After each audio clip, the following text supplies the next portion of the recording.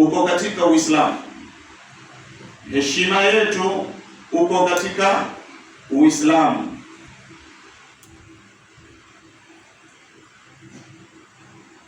Ndio Mwenyezi Mungu Subhanahu wa Ta'ala akasema, ahasiba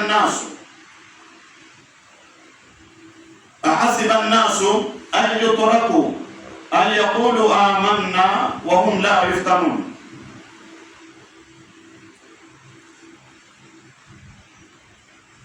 Wapendwa katika imani, yanayojiri sasa hivi katika ulimwengu kutokamana na fitna za kilimwengu na kutokamana na fitna ya walimwengu, hasatan katika miji ya Kiislamu, fitna ambayo kwamba iko ni kubwa sana, balaa ambazo kwamba zinatuzunguka ni mingi sana, na balaa zote hizi na fitna zote hizi ambazo kwamba zimewaandama Waislamu, mbona iwe hivi? Labda unaweza kuuliza swali, na sisi tuko katika dini ya haki, na sisi tuko na Mwenyezi Mungu Subhanahu wa Ta'ala, hatufai kupatikana na matatizo wala shida wala balaa wala taabu wala mitihani. La, haiendi hivyo, bali hii fitna ambayo kwamba imetupata Waislamu ni kwa sababu Mola Subhanahu wa Ta'ala anasema katika kitabu chake kitukufu, ahasiba an-nasu, je, wanadhania watu an yutraku, ya kwamba wataachwa tu hivi hivi, an yaqulu amanna, kwa kusema au waseme sisi tuna imani, sisi tumeamini, sisi ni waumini. Je, watu kwa kusema sisi tuna imani au sisi tumeamini, Mwenyezi Mungu Subhanahu wa Ta'ala ataridhika na hilo? An yaqulu amanna wa hum la yuftanun. Mwenyezi Mungu hatawaacha watu ambao kwamba wanajidai ya kwamba wao wako na imani, lakini bado hawajafanyiwa majaribio.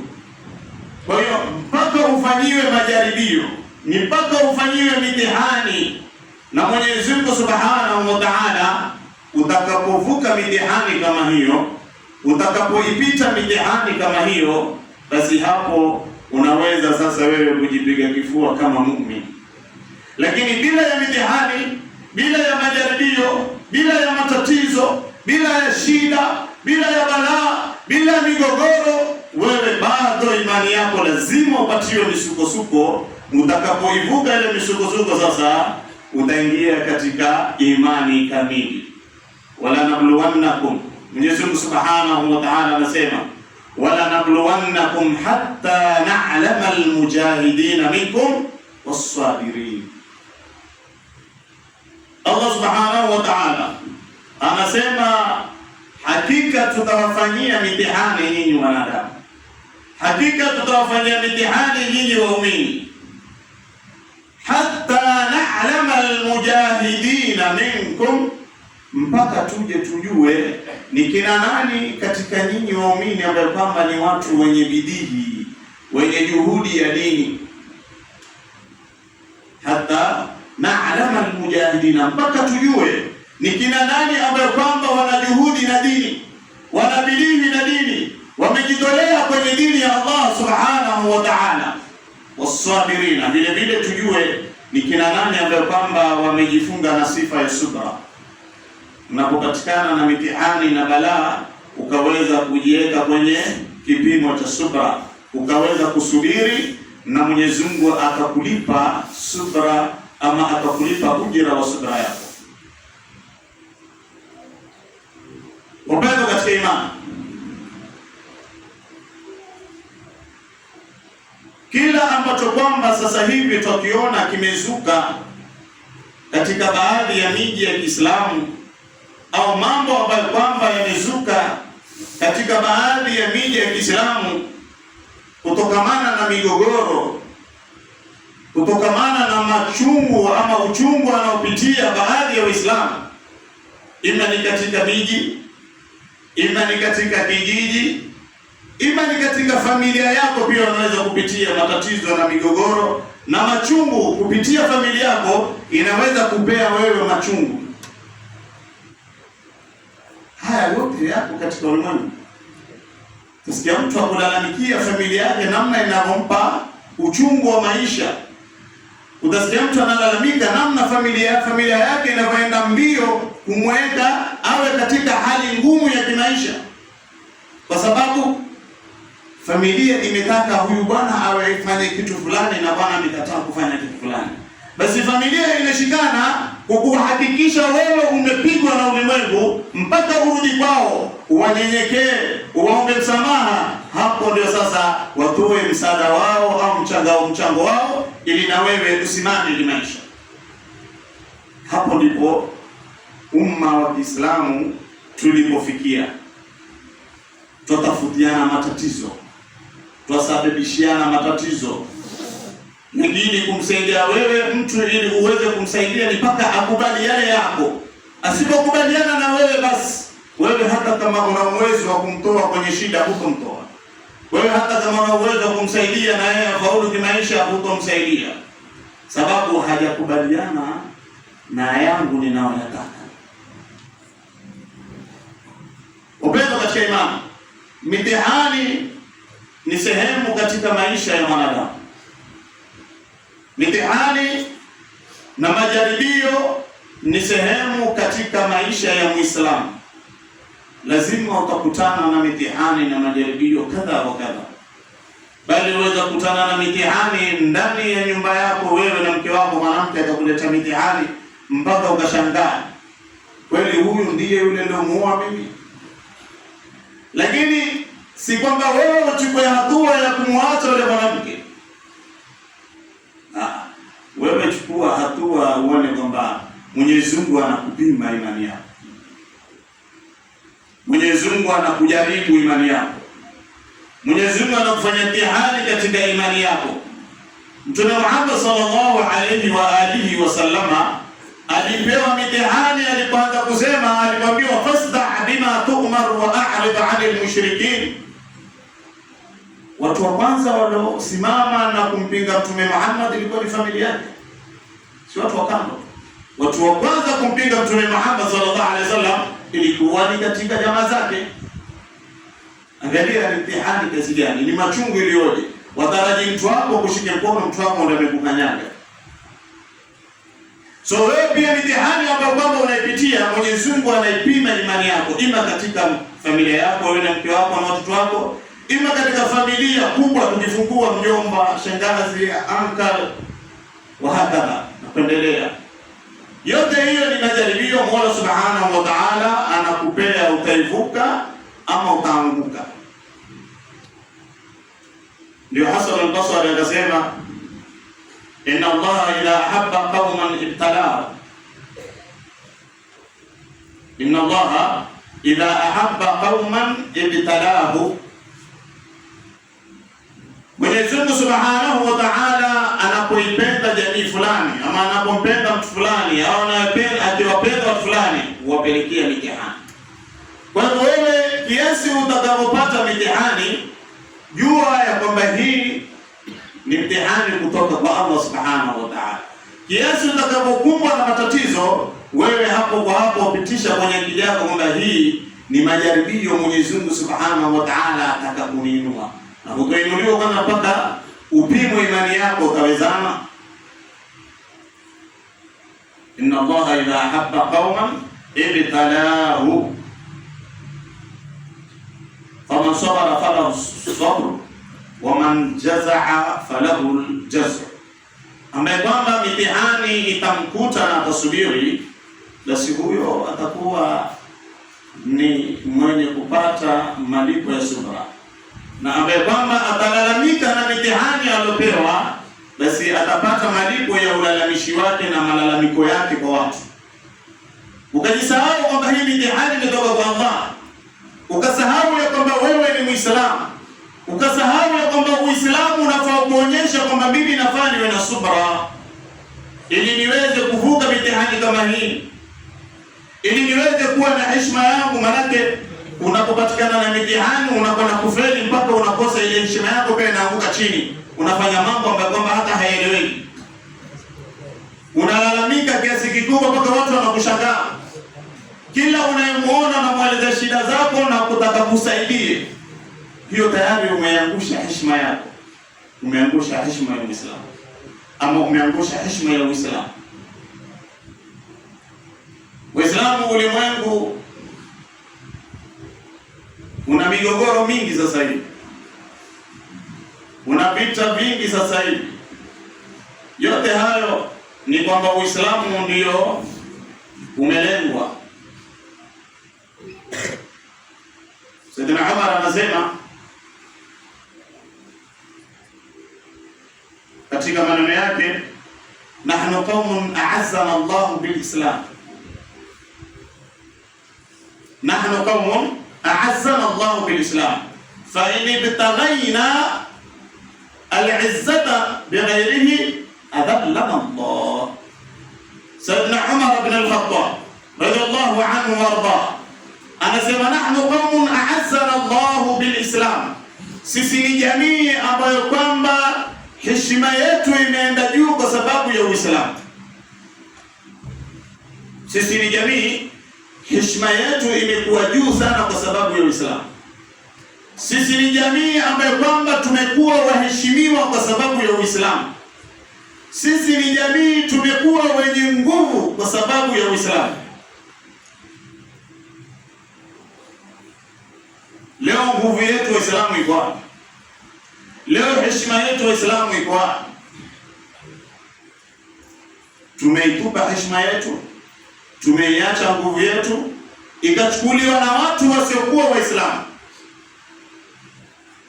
Fa in ibtaghayna al-'izzata bighayri adallana Allah, tutakapotafuta nguvu kwa wasiokuwa Waislamu, tutakapotafuta heshima kwa wasiokuwa Waislamu, adallana Allah, Mwenyezi Mungu atatudhalilisha, Mwenyezi Mungu atatushukisha. Hiyo ni moja kwa moja, ni Mwenyezi Mungu huyo.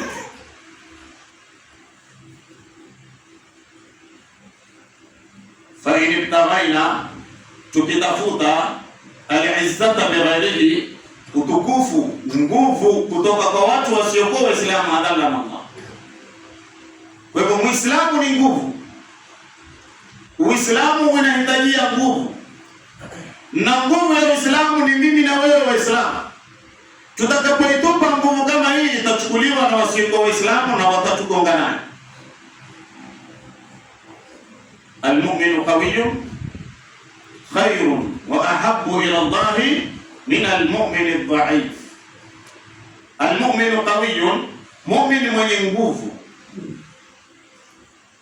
khayrun ni bora, wa ahabbu ila Allah, na anapendekeza zaidi kwa Mwenyezi Mungu Subhanahu wa Ta'ala, min al-mu'min dha'if, kuliko mu'min dha'if. Leo ikiwa ulimwengu mzima macho yao imeelekeza katika dola ya Kiislamu, dola ambayo kwamba ni Saudia, ulimwengu mzima imeelekeza macho yao pale kwamba ile ndiyo kitovu cha Uislamu, ile ndiyo timbuko la Uislamu. Kwa hivyo sisi, ile ndiyo nchi yetu ya Kiislamu 100%. Lakini angalia namna gani imekwenda kujidhalilisha. Kudhalilika Saudia ndio kudhalilika Muislamu ainama kana. Sababu hivyo anaamini wewe kwamba kitovu cha Uislamu ni Saudia, na ulimwengu mzima pia unaamini hivyo, Waislamu na wasiokuwa Waislamu. Lakini fa in ibtaghayna al-'izzata li ghayrihi adallana Allah, tutakapotafuta nguvu kwa watu wasiokuwa Waislamu, basi Mwenyezi Mungu Subhanahu wa Ta'ala atatudhalilisha. Nchi ngapi leo ama dola ngapi za Kiislamu ambazo kwamba wametaka nguvu, wametaka kusaidiwa, wametaka bodyguard kutoka kwa watu wasiokuwa Waislamu? Ni watu wangapi? Ni nchi ngapi? Leo Amerika amekabezi kwa katika nchi ngapi za Kiarabu? Bezi zile zilizowekwa ni nini? Eti kulinda Uislamu. Automatically wewe Muislamu umekubali kwamba huyu ndiye mwenye nguvu, ndiye atakayeniweza kunilinda mimi. Umejidhalilisha. Mwisho unapata yule mwana ana nguvu anafaa kukulinda, yeye mwenyewe anatafuta mtu wa kumlinda. Watu wa Nairobi wanakuambia usitubebe ufala. Nchi za Kiarabu zote zimebeba ufala na Amerika. Angalia namna Iran alivyozigonga hizo nchi zote za Kiarabu, na hakuna hata mtu mmoja aliweza kurudisha. Kwa sababu tayari wao walichukua nguvu zao wakazipeana kwa mtu asiyekuwa Muislamu. Sasa wakataraji yule asiyekuwa Muislamu ndiye atakayekuwalibizia, kumbe yeye mwenyewe atafuta mtu kumnusuru. Hapo tutarudia tunasema watu wa Nairobi wanakuambia usitubebe ufala. Utapata nchi za Kiislamu zimebebwa kijingajinga. Dola za Kiislamu zimebebwa kijingajinga, kuna mtu ambaye kwamba si Muislamu.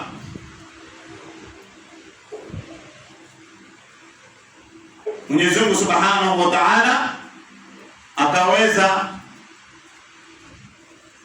kuonesha yaliyofichika kwa miaka mingi yakaweza kufutuliwa. Ulimwengu ukitaraji kwamba huyu ndiye superpower, nchi za Kiislamu zikataraji huyu ndiye mwenye kusema sisi hatuwezi kuenda bila huyu. Kwa hivyo watu yeye atulinde, watu yeye tumpe nafasi ajenge vitu vyake, aeke mizigo yake, watu angalau aweze kulinda nchi za Kiislamu.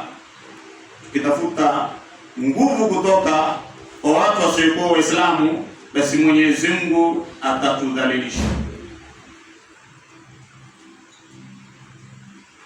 Wapendwa katika imani, Mwenyezi Mungu Subhanahu wa Ta'ala anasema, wa in tatawallaw yastabdil qauman ghayrakum thumma la yakunu amthalakum. Yastabdil qauman ghayrakum thumma la yakunu amthalakum. Mtakapoipatia dini mgongo, mtakapoipatia Uislamu, mtakapoupatia mgongo, mtakapodharau Uislamu, basi Mwenyezi Mungu Subhanahu wa Ta'ala atawabadilisha, alete jamii nyingine ambayo kwamba sio nyinyi. Nchi za Kiarabu zilipokwenda kudhalilisha Uislamu, Mwenyezi Mungu akawaletea mtu ambaye kwamba ni badala yake. Kaletwa Iran kuweza kukukomboa wewe Muislamu na kukomboa ulimwengu mzima. Kisha wewe Muislamu unasema yule ni kafiri. Yule unasema yeye ni kafiri, yeye ni ambaye kwamba ameinua heshima ya Waislamu. Yule unasema yeye ni motoni, yeye ndiye ambaye kwamba amepatia nguvu Uislamu. Kwa sababu wasiokuwa Waislamu anasema wanajua Iran ni Muislamu. Hata mimi najua Iran ni Muislamu. Kama wewe unajua Iran ni kafiri ni wewe. Mimi msimamo wangu Iran ni Waislamu. Uislamu Iran uko wapi? Ashhadu an la ilaha illa Allah wa ashhadu anna Muhammadar Rasulullah. Mengine ni madhambi yake anafanya yeye. Hata wewe pia uko na madhambi yako. Si Muislamu. Hata wewe uko na matatizo yako, si Muislamu. Hata wewe unaenda kwa waganga, si Muislamu wewe. Utabaki vile vile kwa wewe ni Muislamu. Hayo mengine ni kesi yako wewe na Allah Subhanahu wa Ta'ala. Lakini madamu mtu anasema la ilaha illa Allah Muhammadur Rasulullah, nguzo tano za Kiislamu zapatikana kwake, hayo mengine Mwenyezi Mungu ndiye atakayekuhukumu, si mimi wala si wewe. Hatuna kibali cha kuhukumia wenzetu. Hata kumhukumia Muislamu, hata kumhukumia asiyekuwa Muislamu, huwezi kusema moja kwa moja huyu ni wa motoni. Leo umesema huyu jamaa la motoni ni kafir, kesho amesilimu. Kwa hivyo wewe huwezi kumhukumu mtu yoyote kwamba huyu ni kafir, huyu ni wa motoni, huyu ni wa pia. Wewe lile ambalo kwamba wajiona kwenye njia ya haki, shukuru Allah na muombe Allah kuzidishie kwa kwenye haki. Na yule ambaye kwamba laalla wewe kwa ajili yako muona hayuko kwenye haki, muombe Allah Subhanahu wa Ta'ala na yeye awe kwenye haki kama wewe.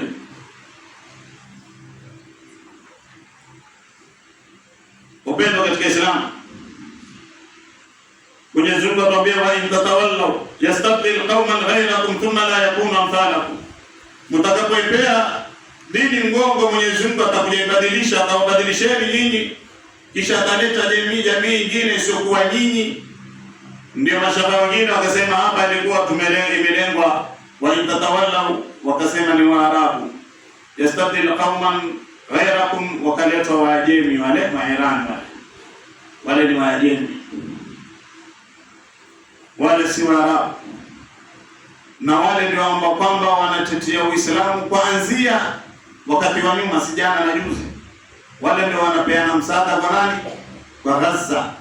Wale ndio wanapeana msaada kwa nani? Kwa Palestina. Wewe ambao kwamba sema huyu Irani ni kafir, na ile Gaza na mbona ulikuwa umsaidii? Wewe ambao kwamba sema huyu Irani hafai, ni wa motoni, wale Gaza wanapigwa, huone wewe? Mwache Irani, hai Gaza ikigongwa alikuwa uione. Au Palestina miaka mingapi sasa na gongwa, mlikuwa hamuoni? Mwatafuta kila sababu za kuonesha kwamba nyinyi hamuko tayari kuitetea dini na kuinusuru dini ya Allah subhanahu wa ta'ala.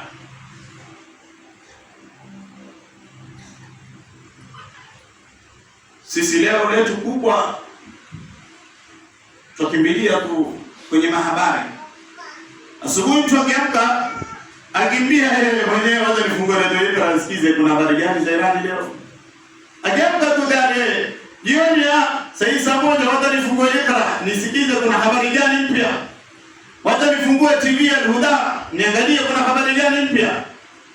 Lakini hata siku moja hawajawahi kufungua idhaa tuseme kama Iqra, wataka kupata elimu, na elimu siko katika idhaa za Kiislamu. Mengi sana katika mambo ya dini zinapatikana katika redio za Kiislamu, TV za Kiislamu, lakini una habari nazo wewe. Wewe yako utakujua tu ya ulimwengu yanayoendelea, hutaki kujua ya dini.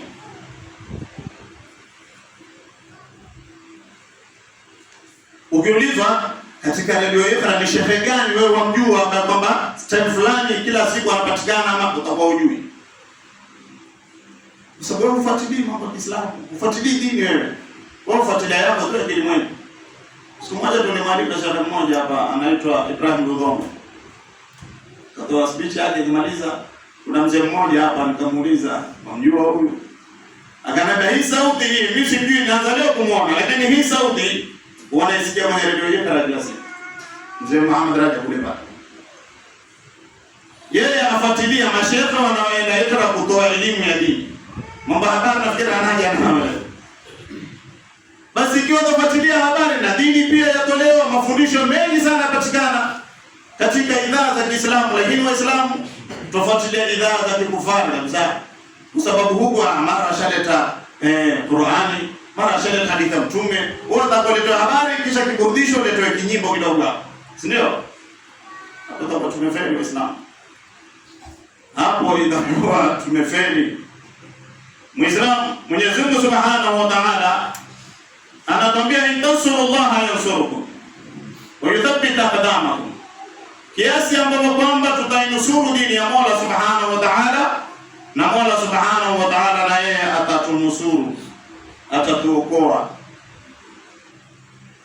Leo ukiangalia matatizo ambayo kwamba yamezunguka ulimwengu mzima, wala nikisema matatizo siangalie vita na migogoro inayopotea inayotembea sasa hivi katika nchi ya Iran ama katika Palestina, Gaza, wote wanapata matatizo na shida.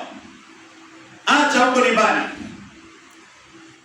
Wewe mwenyewe Muislamu, wewe na jirani yako mko mtaa mmoja, hamuna matatizo, hamuna shida, tusaidiana vipi katika matatizo haya? Matatizo yaliyokumba ulimwengu ya aina yoyote, sababu ni madhambi. Maasi yakizidi ulimwenguni, basi matatizo Mwenyezi Mungu huyaleta, ili laala wewe ulokwenda kuzama kwenye maasi, Mwenyezi Mungu atakuja kwa ile matatizo, atakuja kukumbuka kwamba mimi nimemkosea sana Allah, wacha nirudi nyuma. Upendo katika imani, wakati umeenda, lakini kuna mambo manne Waislamu tunatakiwa tushikane nao ili tuweze kufaulu katika ulimwengu huu, kaburini na kesho akhera. Mambo manne haya tukishikana nao, tutaweza kuwa watu wenye nguvu katika Uislamu. Tutaweza kuwa Waislamu wale wanaoheshimika, ama walikuwa wakiheshimika wakati ule, na sasa hivi tutaheshimika. Ama tutaweza kuwa Waislamu wenye nguvu kama wale waliokuwa na nguvu wakati wa Mtume na wakati wa masahaba na wakati wa khulafa ar-rashidin. Jambo la kwanza ambalo kwamba tunataka tushikane nalo ni at-tawbatu sadiqa. Madhambi ya Uislamu ni mengi. Madhambi yamejaa. Mwenyezi Mungu anaasiwa mchana na usiku. Kwa hiyo kwanza tushikameni na tauba as-sadiqa. Tuwe ni wenye kuleta tauba. Fa inna dhunuba sababul balaa. Fa inna dhunuba sababul balai. Haya madhambi na haya maasi ndio sababu ya mitihani yote. Kwa hiyo wewe Muislamu utiania kwamba kwanza leo laala haya matatizo ni haya madhambi ninayofanya mimi. Na madhambi ninayofanya wewe yanaweza pelekea mpaka jirani yako apate shida. Kwa wewe ndio kufanya madhambi, inaweza pelekea jirani yako apate shida. Kwa madhambi yako wewe mtu mmoja. Wakati mmoja wakati Nabii Isa alayhi salam, yasemekana alitoka kwenye safari yake akapita kwenye kijiji. Akapambana na kijiji, mashallah, kina rutuba nzuri, kina green, maji, mito mizuri, watu wanaishi vizuri, yani imerutubika ardhi yake. Nabii Isa kaenda safari zile za miguu zamani, pengine zapiga miezi 6, miezi 3. Akirudi hivi kijiji kile kile ambacho kwamba walipita wakapata mto wakakaa wakanywa maji wakapumzika, wakirudi kijiji kimekauka, hakina maji, hakina miti, green yote imepotea. Nabii Isa akashangaa, ni nini? Mbona hivi? Sisi tumepita hapa hata si kitambo, kulikuwa rutuba, ilikuwa ardhi nzuri, maji, mito mizuri, mimea ilikuwa vizuri, mbona kumekauka hivi? Alipata Jibril akashuka, akaambiwa bana, hapa ulipita tariku swala na akaweza kuosha uso kwenye huu mto, na ndio sababu kijiji kizima kikakauka. Tariku salati mmoja alikausha mji mzima, tariku salati mmoja. Mimi na wewe katika majumba yetu tuna matariku salati wangapi? Usiangalie jirani, wewe kama baba, mke wako anaswali, watoto wako wanaswali, kisha ndio sasa uvute step ngine jirani. Ndani ya majumba yetu tuna matariku salati wangapi?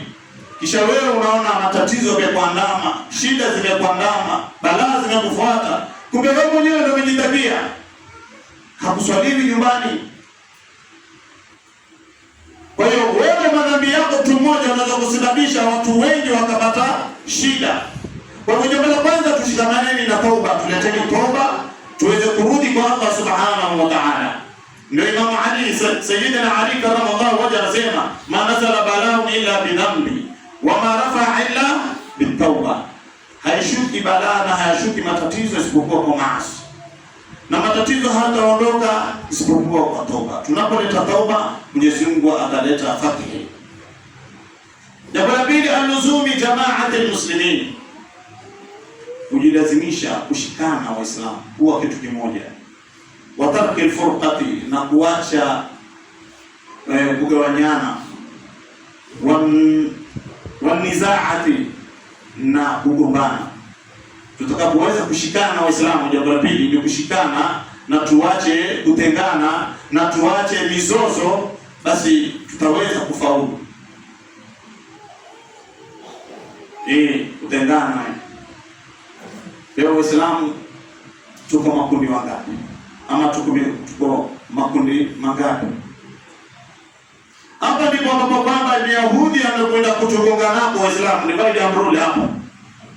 Mayahudi ndipo wanakwenda kutushikia napo hapa. Kuna kilima cha Kiarabu kina harufu 4 tu. Unasikosea. Kinaitwa, ni kilima kenyewe ni bid'a. Hichi kilima cha bid'a hiki ndio Mayahudi wamekutumia kutugawanya Waislamu. Na wameweza kufaulu pakubwa sana. Na ndipo sasa wanagonga mmoja baada mmoja, wanadona mmoja baada mmoja. Akigomba yule, akigomba Irani, tuseme Irani kafiri, machi ya bomba. Akigomba Falastini, wakawa Falastini bana, wale wanatetea ardhi ya Falastini, wanapigana kwa silaha yao. ndio unadoma mmoja baada mmoja. Kwa sababu nini? Ashawagawanya kwa kile matuki kinachoitwa nini? Bid'a. Unaponifanya dhambi yule anafanya bid'a. Kwa hivyo huyu ambaye kama anajana yeye hafanyi bid'a hatasimama na wewe. Hiki kilima hiki ndio Mayahudi wamekitumia, inaitwa vita baridi. Wamekitumia sana hiki. Kila kitu utasikia ni bid'a bid'a bid'a bid'a. Shekh, tuamkeni Waislamu, tuacheni kulala. Kwani hiki kilima cha bid'a kimekuja miaka mingapi? Kimeanza leo kwetu. Hiki kilima kilitoka mdomoni kwa Mtume Muhammad sallallahu alaihi wasallam, lakini haikuwa ndio sababu ya wao kufarikiana, wala haikuwa ndio sababu ya wao kutengana, lakini sisi tumekuja kukitumia vibaya. Kuna mtu anachumia hapo katika hiki kilima cha bid'a, kuna mtu anasukuma hapo. Ndio maana tunaelekezana vidole, yule fanya bid'a, yule ni bid'a.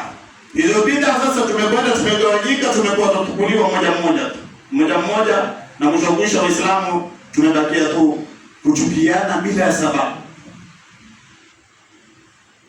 Jambo la tatu, an-nusratu lilmuslimina bima nastati'u, wa nusuru Waislamu kwa kiasi tunavyoweza. Kumnusuru Muislamu mwenzako kwa kiasi chako, ikiwa ni Iran, ikiwa ni Gaza, ikiwa ni Palestina. Sasa hivi wataka nusura kutoka kwa Uislamu. Nusura yetu sisi kwao ni nini? Ni dua. Kila unaposwali watilie dua hawa wenzetu wapate ushindi. Kila unaposwali, kila unapofanya dua, wewe teremsha dua zako ukiwalenga hawa Waislamu ambao kwamba sasa hivi wako katika matatizo, wako katika vita, wako katika kuonewa. Pamoja na sasa hivi alhamdulillah Uislamu umepata heshima kupitia nchi ya Iran. Heshima kubwa sana tumeipata kupitia nchi ya Iran. Wewe endelea tu kusema Iran ni makafiri, wewe endelea kusema Iran, lakini jina lako la Kiislamu sasa hivi lapeperuka juu, sababu ni Iran, hakuna mwingine. Na sasa hivi ni kama makufari ama hao Mayahudi, akili yao kubwa ni tukimalizana na Iran, Waislamu wote tutamaliza.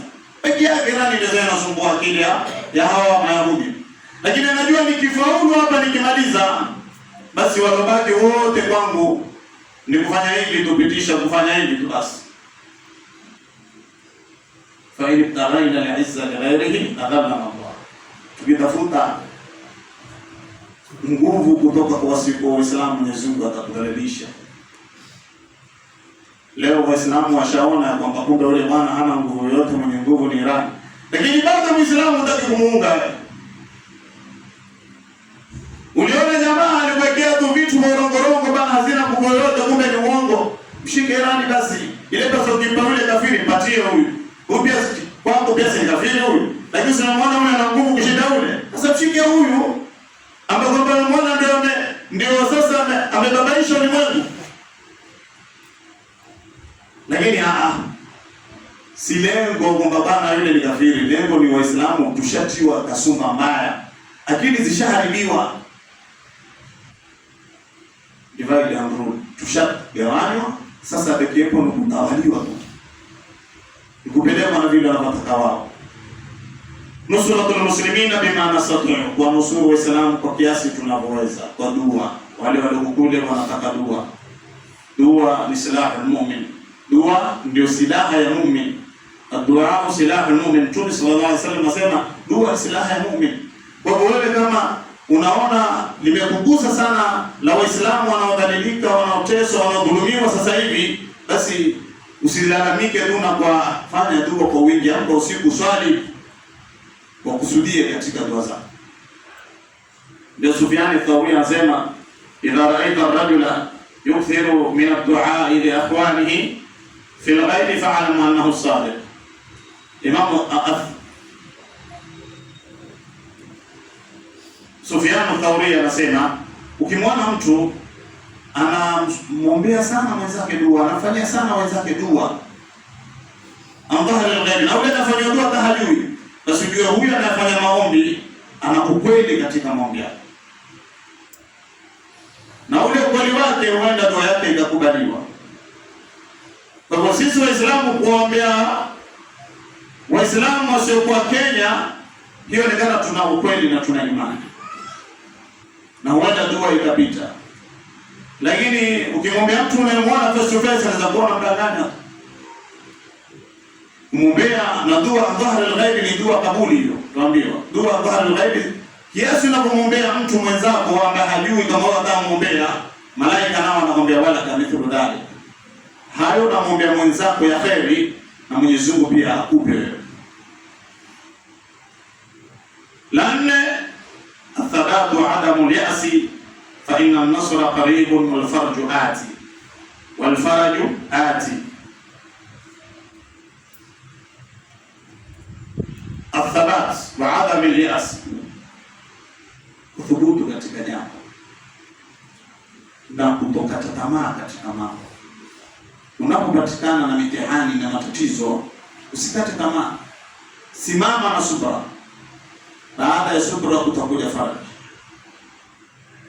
Ndio Mtume sallallahu alaihi wasallam sema wa'lam anna an-nasra ma'a as-sabr, ya kwamba nusra iko pamoja na subra. Nusra iko pamoja na subra. Wa anna al-farja ma'a al-karbi, na kwamba kufungukiwa kupata faraja nao imeshikana na matatizo. Demo unapata matatizo, ujue mambo yako mazuri yako karibu. Hadithi ya Mtume inasema neno, hii ni hadithi ya Mtume. Ukiona matatizo yamekukumba Muislamu yamezidi, basi wewe zidisha kuswali na ufanye subra na ulete shukrani kwa Allah Subhanahu wa Ta'ala, na umkumbuke Mwenyezi Mungu Subhanahu wa Ta'ala kwa sana, basi utakwenda kupata nini? Faraja. Fa inna ma'al usri wa anna ma'al usri yusra. Tunasema hakika si lingine, palipo na uzito mwisho wake kunapatikana wepesi. Upendo katika imani. Mpaka hapa Mwenyezi Mungu atuoneshe haki tuweze kuifuata, atuoneshe batili tuweze kuepuka. Mwenyezi Mungu awanusuru ndugu zetu Waislamu katika ulimwengu huu popote walipo. Mwenyezi Mungu awape nguvu Waislamu katika ulimwengu huu kila pembe ya dunia. Mwenyezi Mungu atupe na sisi nguvu Waislamu ambao kwamba tuko hapa na ambao hawako hapa, atupatie nguvu tuweze kuitambua dini yetu ya Kiislamu. Mwenyezi Mungu atupatie moyo wa kuweza kuregesha heshima yetu ya Uislamu. Wa sallallahu alaihi wasallam Muhammad wa alihi wa sahbihi wasallam. Wassalamu alaikum wa rahmatullahi.